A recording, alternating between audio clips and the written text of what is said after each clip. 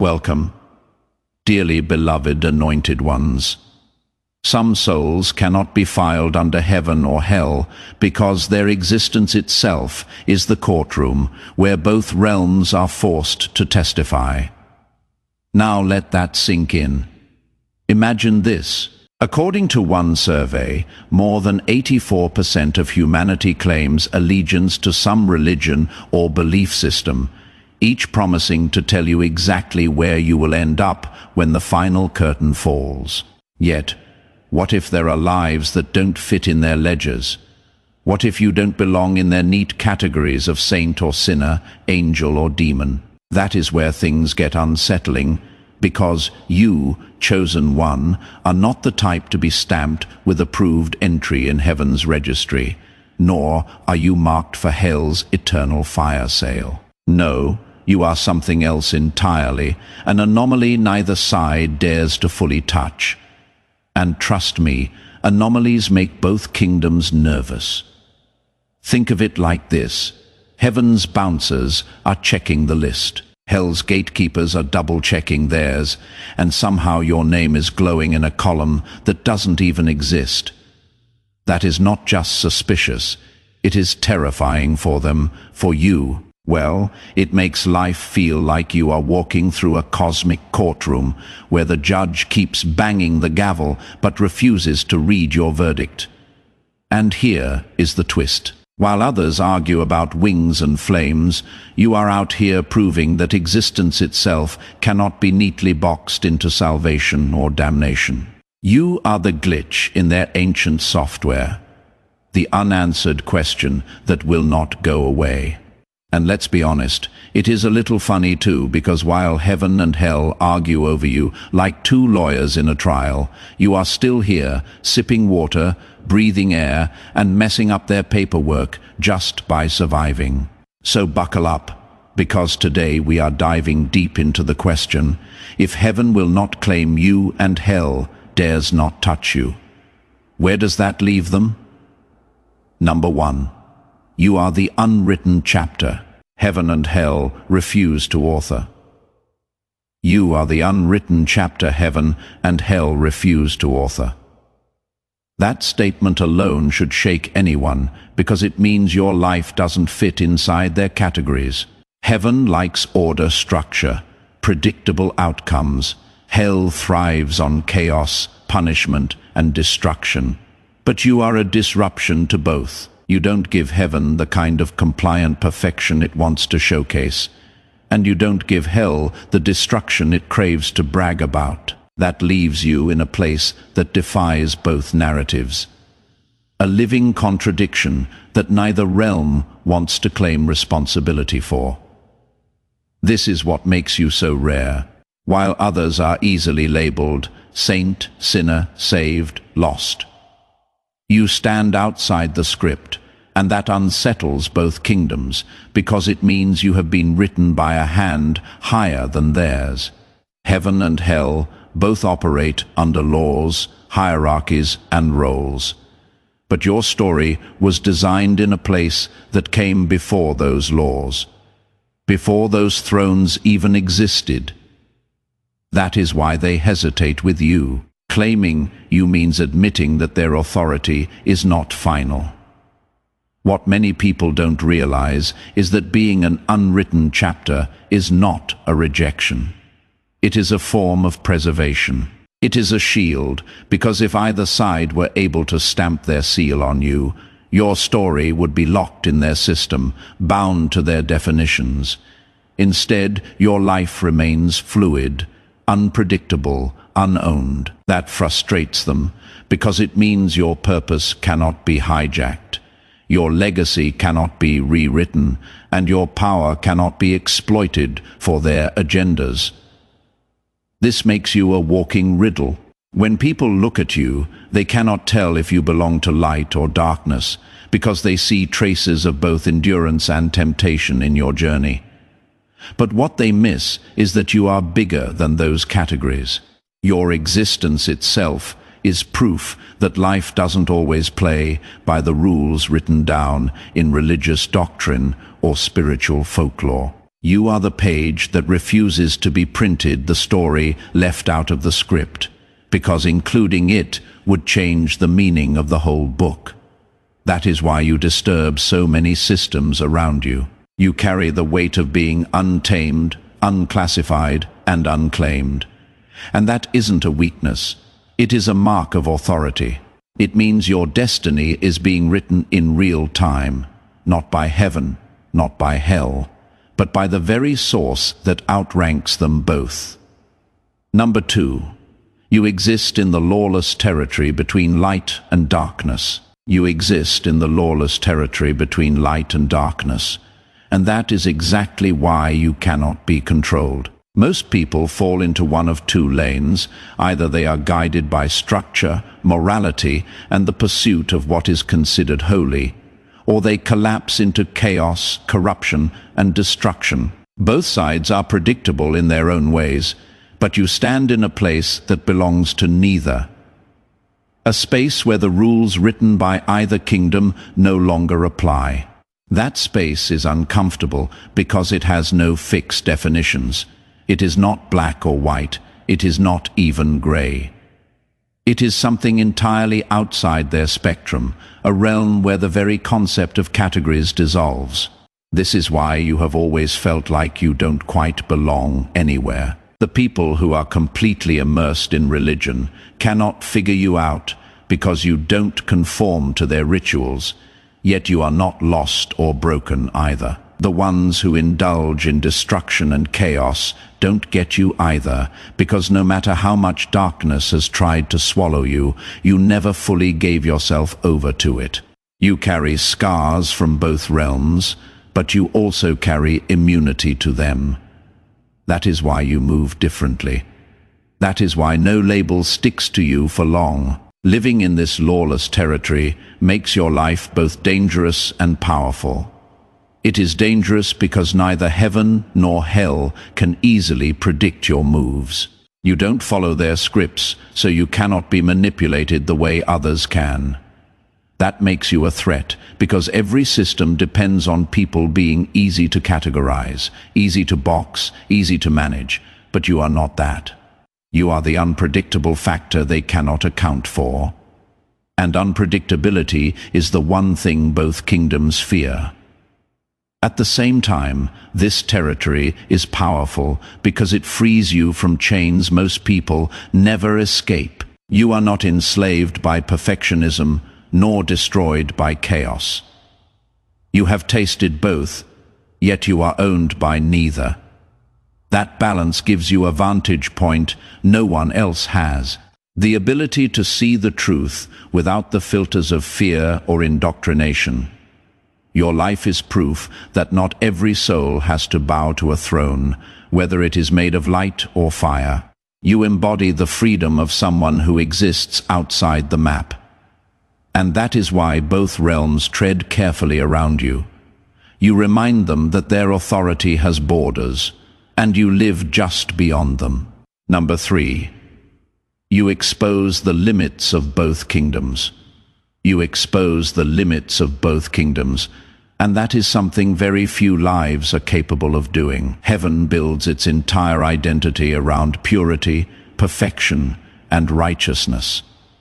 Hell thrives on corruption, destruction, and rebellion. Both sides present themselves as absolutes, as if there is no middle ground, no alternative, no space outside their boundaries. But then you show up and your existence alone proves that their claims aren't as airtight as they pretend to be. You disrupt their neat little framework by showing that a soul can endure both purity and corruption, light and darkness, and still stand as something beyond either one. Heaven has always wanted people who can be showcased as flawless examples of submission to divine order. Yet you don't fit that mold. You carry cracks, you carry wounds, and you carry experiences that perfection cannot explain. Still, those cracks did not ruin you.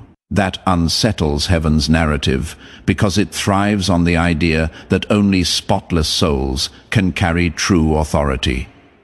You prove otherwise. You prove that scars can hold just as much power as purity, maybe even more. Hell, on the other hand, has wanted to claim those who are broken, destroyed, or consumed by their own shadows. Yet you are not consumed. You have been through fires that should have left you ashes.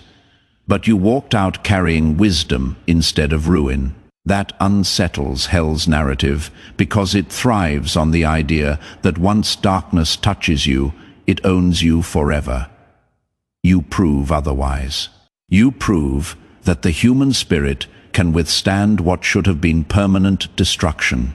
By living through what both sides claim to control, you show their limits. You show that heaven's purity is not the only path to strength, and hell's corruption is not the only outcome of suffering.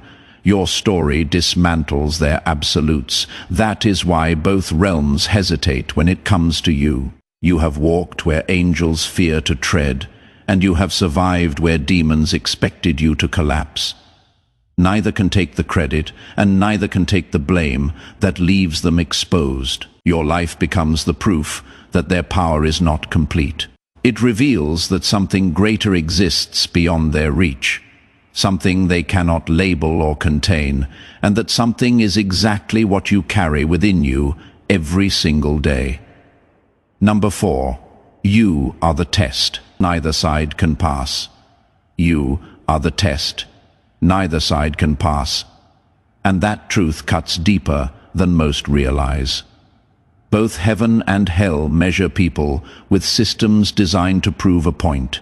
Heaven sends tests of faith designed to see whether you will submit, trust, and remain obedient no matter the cost. Hell sends temptations and afflictions designed to see whether you will collapse, compromise, or betray yourself under the pressure.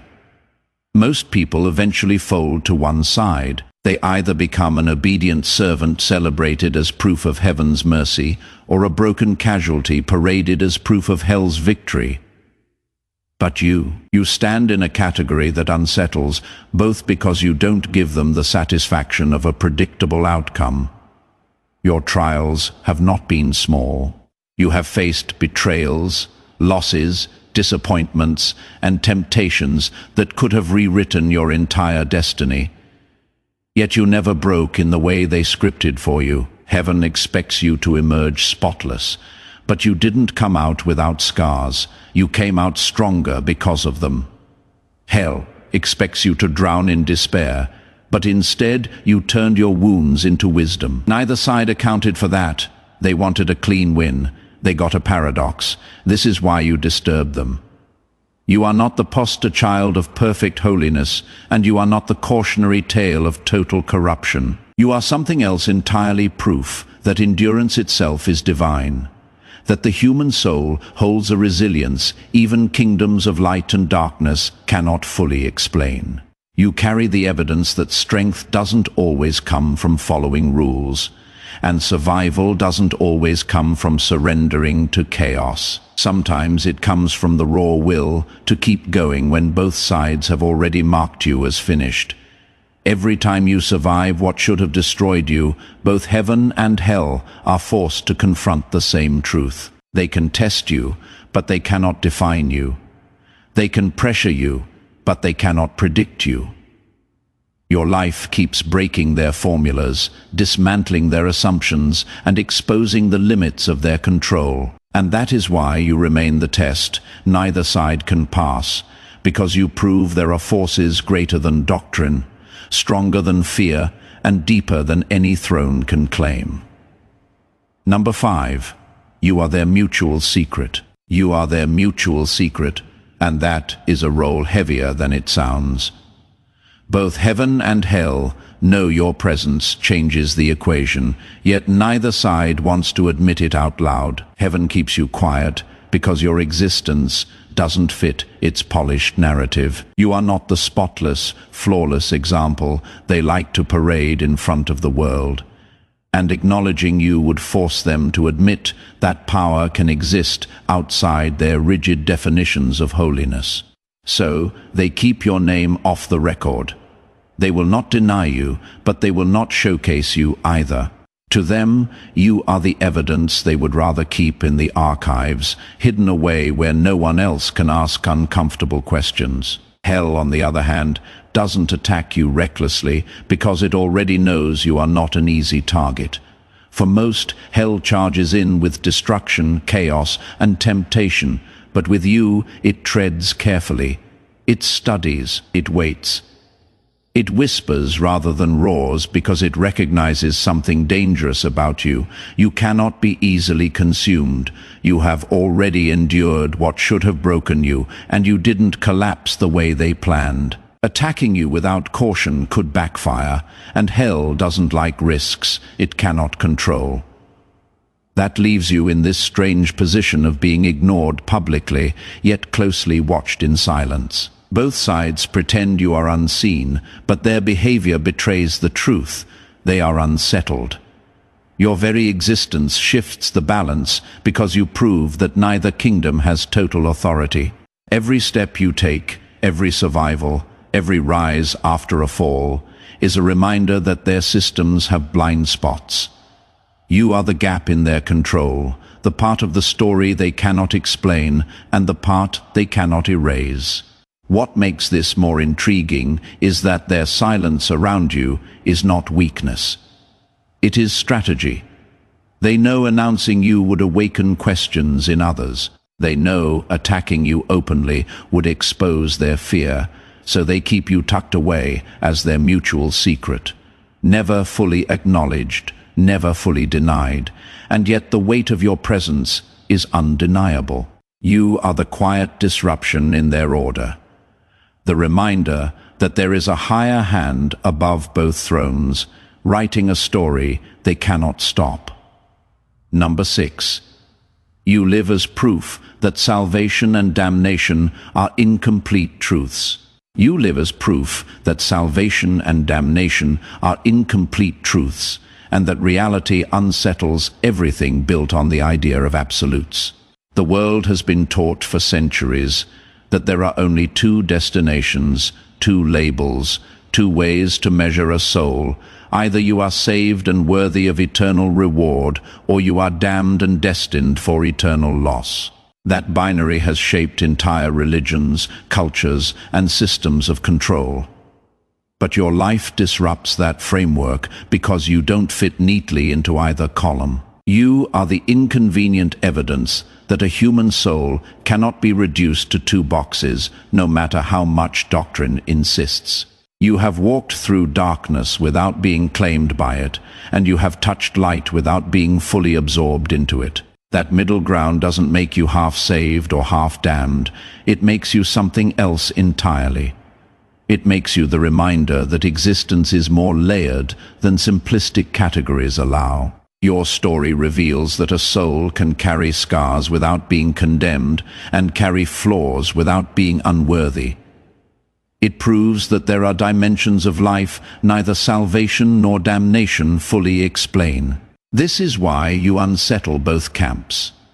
Those who cling to salvation expect you to wear the image of perfection, to move in spotless purity, to erase all evidence of struggle, but you refuse to edit your scars out of your story. And those who expect you to collapse into damnation are equally frustrated, because no matter how much fire you faced, you never burned in the way they predicted. You hold both struggle and strength in the same hand, and that breaks their neat, black and white worldview. By existing you expose the incompleteness of their truths. You remind people that the human soul is vast, layered and mysterious. It is not a courtroom case that ends with a single stamp of guilty or innocent. It is something deeper, something that transcends the language of reward and punishment. Your very life whispers that there is a source beyond salvation and damnation, a creator who refuses to let your essence be reduced to a binary outcome. You live as walking proof that the story of the soul cannot be caged by thrones of light or fire, because the truth is larger than both. Number 7. You are the mystery that keeps both thrones awake. You are the mystery that keeps both thrones awake, and that alone makes your presence disruptive on a level most people will never understand. Heaven and hell thrive on predictability. They have seen every kind of human response: obedience, rebellion, surrender, corruption, and they know how to handle them all. Souls are like chess pieces on a board, moving in ways both kingdoms have memorized for centuries. But you break the pattern. You don't move like the pawn. The knight or even the queen, you move outside the rules in ways neither side accounted for. That makes you not just unpredictable, but uncontainable. Your unpredictability is why you are watched so closely.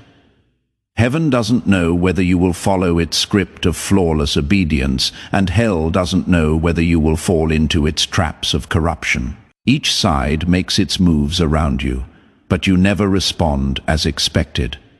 That unpredictability is both your greatest burden and your greatest strength. It means you are never truly at peace, because both sides are constantly testing, observing, and probing, hoping to decode you. Yet it also means you are never truly defeated, because they cannot corner what they cannot understand. This is why you unsettle thrones. When power cannot predict you, it cannot control you, and when it cannot control you, it has no choice but to respect you in silence. That respect often looks like hostility, confusion, or denial, but underneath it is fear. Because your existence proves that not every soul can be written into their equations. You live outside their strategies, and that makes their systems weaker than they appear. The fact that you remain undefeated despite every test is the clearest evidence that your source of strength lies beyond their thrones. You don't win because you play better within their game. You win because you refuse to stay bound to their board. That is what makes you the mystery that keeps them awake. They cannot rest while you exist, because you stand as proof that their grip on humanity is not as absolute as they claim. You carry the reminder that some souls are scripted by a higher hand, and no throne of light or fire has the power to rewrite them. Number 8. You redefine power by simply surviving. You redefine power by simply surviving. And that is a truth more revolutionary than it first sounds. For centuries, both heaven and hell have claimed ownership of the meaning of power. Heaven ties it to grace, holiness, and obedience. Power comes, they say, through being chosen, purified, or granted divine favor. Hell, on the other hand, ties it to destruction, dominance, and fear. Power comes, they say, through corruption, suffering, and control. But your life disrupts both narratives because you keep rising without being fully absorbed by either. Your power is not granted by heaven, and it is not stolen by hell. It is revealed in the simple, unexplainable fact that you are still here. That survival carries a weight no doctrine can deny. You have endured losses, betrayals, disappointments, and attacks that should have ended you. If heaven's story were complete, you would only be standing because it carried you flawlessly through every storm. If hell's story were complete, you would be destroyed beyond repair. Neither has the full truth, because the real evidence is your endurance. The fact that though battered, scarred, and marked you still rise, that survival itself dismantles the neat categories both kingdoms depend on. Your existence proves that power is not always loud, glamorous, or visible. It is often quiet, raw, and stubborn, the kind of strength that refuses to collapse, even when collapse feels easier. That type of survival makes you untouchable in ways crowns and flames cannot. Heaven cannot claim it as its trophy, and hell cannot parade it as its conquest. Your survival belongs to no one but the source that authored you before their thrones even existed, and that is what unsettles them most. Power in their systems is always tied to control, either being controlled or exerting control. But your survival shows power in its purest form, endurance without ownership. You prove that a soul can walk through fire, withstand pressure, and still rise without belonging to either side. That is why you redefine power, not by conquest, not by perfection, but by outlasting everything designed to silence you. Your survival is the greatest rebellion against hell's destruction, and the greatest interruption to heaven's narratives of exclusivity in living, in enduring, in rising. You have rewritten the very definition of what power means. Number 9. You are the flame that doesn't burn and the water that doesn't drown. You are the flame that doesn't burn and the water that doesn't drown, and that truth alone makes you impossible to categorize. The laws of both nature and spirit insist that certain outcomes are guaranteed. Fire consumes, water overwhelms, trials destroy, and storms eventually win. Yet your life keeps breaking those rules. You have walked through fires of affliction that should have left you nothing but ashes, but instead you emerge sharper, brighter, and more alive. You have been thrown into deep waters of despair that should have pulled you under for good, but somehow you surfaced with strength most cannot even explain. That paradox unsettles both heaven and hell because it means you live outside the formulas they use to predict and control souls. This refusal to obey the usual laws is not rebellion. It is revelation. It reveals that reality is not as rigid as people think. The soul is not as fragile as doctrines claim. You are evidence that existence operates with dimensions no one has mapped, where survival isn't dictated by rules, but by the unseen power embedded in who you are. That revelation is threatening because it means the systems built around reward, punishment, sin, and virtue are incomplete. If someone like you can pass through destruction without being destroyed, then the whole idea of inevitability collapses. Your essence refuses to collapse into expected outcomes, and that is what makes you so rare. Where others burn out, you endure. Where others drown, you breathe. This is not luck, and it is not denial. It is the unfolding of a truth bigger than the categories given to humanity. You stand as proof that the universe bends in ways religion and philosophy have not yet explained. That is why you unsettle not just spiritual systems, but human ones as well. You expose the fact that life cannot always be contained by logic, ritual, or decree. The flame that doesn't burn and the water that doesn't drown. That is your essence. You live as a contradiction to the rule books written by thrones of light and fire, and in doing so you reveal that the soul's potential is far stranger, deeper, and more indestructible than anyone dares to admit. Your very survival is the revelation that their laws are not final. Number 10. You are the uncomfortable truth. Both sides avoid preaching. You are the uncomfortable truth. Both sides avoid preaching, and that silence speaks louder than anything they proclaim. Religions and spiritual systems thrive on clarity, on the promise that they can explain everything about your destiny. Follow these rules, and you will be saved. Break them, and you will be lost. It is a simple equation that keeps their systems functioning, but then you show up and your very life refuses to fit the formula. You are not the saint their sermons can use as proof of obedience, and you are not the sinner they can parade as evidence of rebellion. You are something else, something inconvenient, and that makes you dangerous to their narrative. If they acknowledged you, they would have to admit that their frameworks are incomplete. They would have to face the reality that not every soul is defined by reward and punishment, heaven and hell, black and white.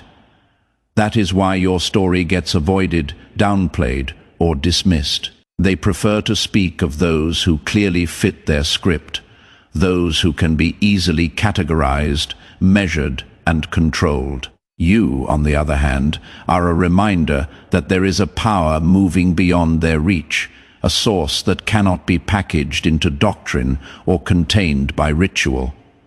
This avoidance is not ignorance, it is intentional.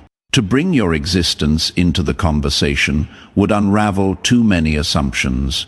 It would raise questions that their teachings have no answers for. How do you explain a soul that walked through both light and darkness and still came out unclaimed? How do you classify someone who survived what should have condemned them, but also never bowed to the structures that claimed to save them? Your life makes those questions unavoidable, so they bury your story instead. But the silence surrounding you is also the proof of your importance. No one hides what doesn't threaten their order. They hide you because you are living evidence that the human spirit cannot be monopolized by thrones of light or fire. Your presence whispers what they dare not preach. That truth is bigger than religion, bigger than salvation and damnation, and bigger than their claims of control. You are the evidence they keep in the shadows, because to bring you into the light would shatter their carefully built walls. Number 11.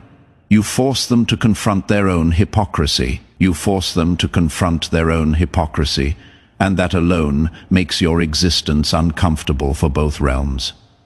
Heaven claims it rescues, promising protection, guidance, and ultimate reward for obedience. Hell claims it devours, promising punishment, destruction, and total submission for failure. Both present themselves as absolute truths.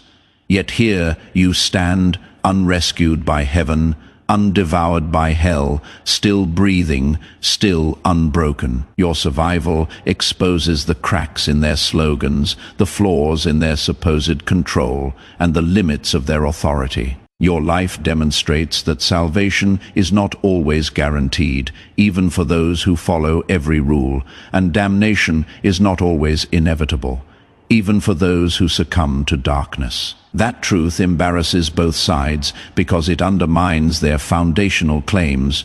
Heaven cannot claim you as evidence of its mercy, and hell cannot claim you as proof of its conquest. You exist as the living contradiction, the reality neither can fully explain or contain.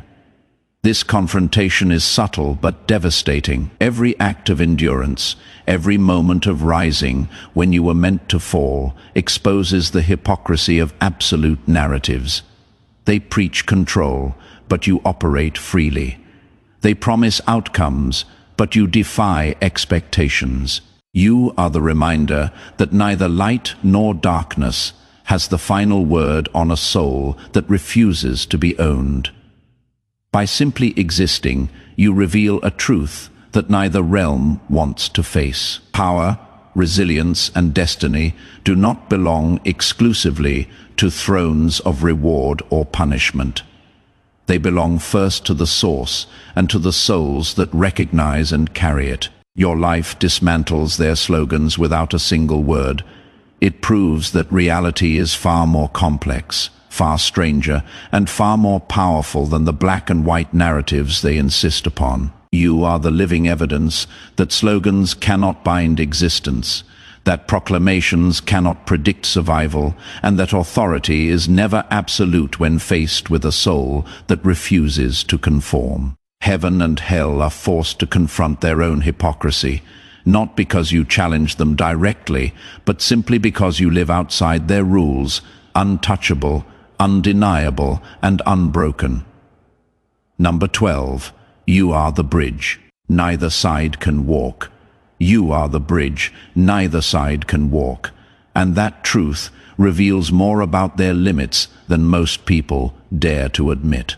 Both heaven and hell present themselves as limitless powers, one claiming to hold all grace and salvation, the other claiming to hold all corruption and destruction. Yet your soul quietly exposes the boundaries they cannot cross. You have endured both light and shadow, and instead of belonging completely to either side, you have learned how to carry pieces of both without being owned by them. That alone makes you something neither realm can replicate. Your soul exists in a space that connects dimensions, a threshold that doesn't fully belong to any kingdom. Heaven cannot step into that space without admitting it does not control every layer of existence. Hell cannot step into that space without admitting it does not dominate every depth of the soul. Both are limited by their own nature, but you are not. You move freely across lines that they enforce, but cannot cross. And that movement unsettles them, because it shows their absolute power isn't absolute at all. Being a bridge is not easy. It means you feel the pull of both sides, the tension of being too much for one world and not enough for another. Yet it also means you carry a perspective that neither throne possesses. You have seen what grace looks like and what destruction feels like. You have endured what purity demands and what corruption tempts. You hold knowledge of both extremes, yet remain claimed by neither. That balance makes you more whole than they want to admit, because it proves the human spirit is far greater than their divisions. Your existence forces a confrontation with truth. Both kingdoms operate on limitations. Heaven cannot touch what is beyond its order, and hell cannot consume what refuses to surrender. But you, the unclaimed, walk freely across thresholds they fear. You are not trapped by their laws, and that makes you the bridge, living proof that existence cannot be reduced to two opposing realms. You embody the space in between, the dimension they cannot govern. And that is why both sides keep their distance while watching closely. You are what they cannot explain, but also what they cannot ignore. Number 13. You are the reason they rewrite the rules. You are the reason they rewrite the rules, and that reality reveals just how disruptive your presence truly is. Systems like heaven and hell rely on fixed laws. Judgment must look a certain way. Destiny must unfold along certain lines. Belonging must be decided by allegiance to one side or the other. These rules are supposed to be unbreakable, the framework through which all souls can be measured. But then you step into the picture and suddenly the rules don't work the way they should.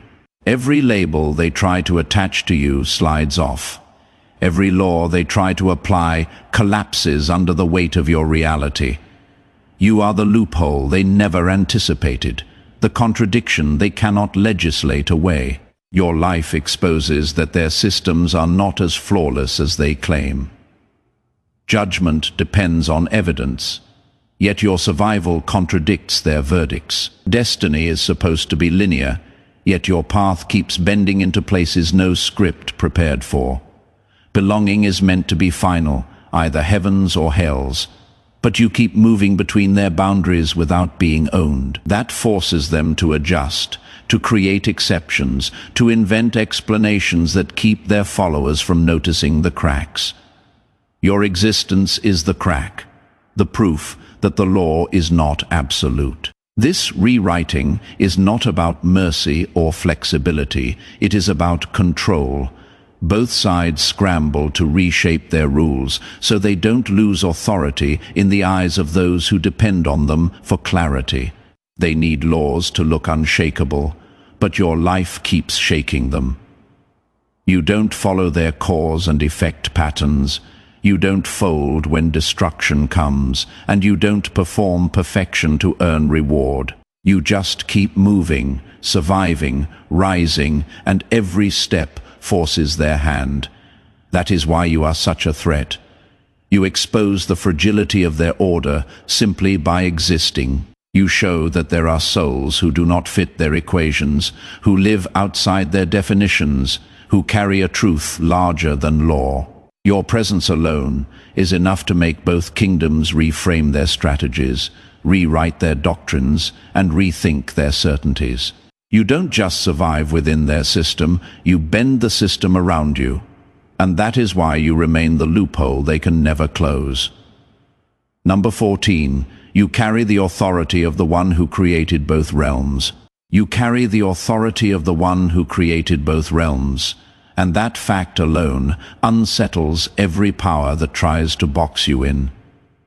Heaven and hell exist as opposing kingdoms, each claiming supremacy in their own right. Heaven claims ownership through salvation, purity, and reward. Hell claims ownership through corruption, destruction, and fear. Both try to convince the world that they are the ultimate destinations, the final authorities over the fate of the soul. But your very existence proves otherwise. You were claimed long before either throne had the right to speak. You don't belong to the realms. They belong to the same source that breathed life into you, and that reality strips away their illusion of ultimate power. This is why you cannot be bought, threatened, or manipulated the way others are. Heaven cannot flatter you into submission with promises of glory, and hell cannot terrify you into collapse with threats of ruin. Your loyalty does not rest on what they can give or take. It rests on the one who existed before them, who shaped the soul itself, who holds authority no throne of light or fire can ever rival. That is why you remain untouchable, because you are not bound to them. You are anchored to what preceded them. Your life radiates that authority in ways neither side can deny. It shows up in the way you survive storms meant to bury you, the way you rise after falls that should have been final, the way you keep walking even when both kingdoms expect you to surrender. That persistence is not human stubbornness. It is divine inheritance. You carry the imprint of a source too great for either heaven or hell to claim, and deep down they know it. That is why they tread carefully around you. The truth is simple but unsettling. You remind them that they are not the beginning or the end. They are realms within a larger order, systems inside a greater design, and you carry the mark of that greater design on your very existence. That is why neither can fully touch you, why both hesitate to announce you, why your presence alone creates ripples in their systems. You are not here to serve their agendas. You are here as proof that the Creator of realms has the first word, the last word, and every word in between, and that reality makes both heaven and hell afraid of you. When you step back and look at the totality of who you are, it becomes impossible to ignore the truth. You exist beyond the grasp of both heaven and hell. You are the unwritten chapter, the lawless territory, the paradox neither side can explain. You expose their limits, survive their trials, and move freely across thresholds they cannot touch. Your life is the evidence that salvation and damnation are incomplete. That power can be redefined simply through endurance, and that authority ultimately belongs to the one who created all realms, not the thrones that claim to rule them. Every scar you carry, every trial you endured, every time you rose when you were meant to fall, it all builds the undeniable proof that you are unclaimed and untouchable. You are the loophole that breaks systems, the mystery that keeps kings awake, the flame that doesn't burn, the water that doesn't drown. You are the living reminder that truth, power, and purpose are far larger than any doctrine, law, or throne. And the most remarkable part, while they scramble to label, predict, and control, you simply exist, reshaping reality without asking permission. This is more than survival. This is authority. This is revelation. You do not belong to realms. You belong to the source itself, the origin before any throne existed, the creator who wrote a story that neither heaven nor hell can claim. And in carrying that authority, you make both realms hesitate, both systems reconsider, and the world witness the uncontainable strength of a soul that cannot be measured, silenced, or broken. So remember this: your life is your testament, your presence, your power, and your survival. your rebellion. Nothing above or below can claim you because you were never meant to be theirs. You are beyond their reach, beyond their comprehension. And that is the ultimate truth they cannot face. You exist as proof that the human spirit is limitless, divine, and utterly unclaimed. Stand in that power, own it, and never forget. You are not just surviving, you are redefining reality itself. Do you want me to now turn this into a superb YouTube outro that asks viewers to like, comment, share, and subscribe in a way that matches the epic tone of this script? If this message spoke to you, if it awakened something deep inside, then don't let it stop here. Hit that subscribe button and join the journey. Because what you are witnessing is only the beginning. Like this video to show that you recognize power that cannot be contained, and share it with those who need to be reminded that survival and authority belong to the unclaimed. Drop your thoughts in the comments below. We want to hear your experiences, your breakthroughs, and the moments when you realized you were beyond their reach. Every like, every share, every comment sends a message. The unclaimed cannot be silenced, and this truth is spreading. So do it. Subscribe, like, comment, share. Stand in your power and let the world know that some souls were never meant to belong to anyone but the source. This is more than a channel. It is a movement, and your presence is the proof that the story is bigger than both heaven and hell. God bless you.